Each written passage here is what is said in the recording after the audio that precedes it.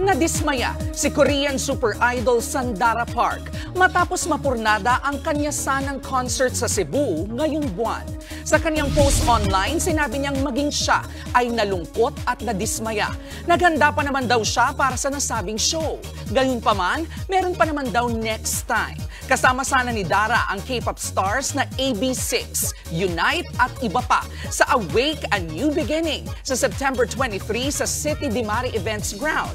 Pero noong Biyernes lang nang i-anunsyo ng organizer nitong Mark Entertainment and Events na kailangan nila itong ipostpone dahil umano sa masamang panahon.